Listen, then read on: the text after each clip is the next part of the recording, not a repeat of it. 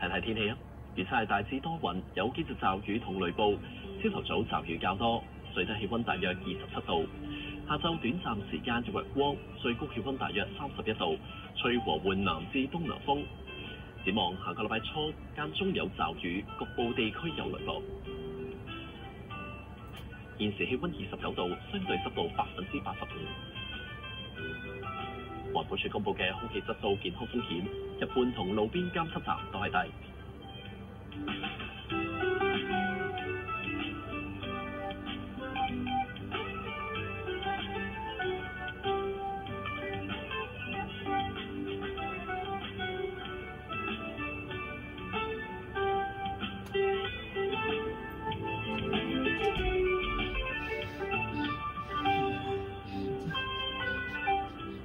休息一陣，轉頭翻嚟會有下一節新聞。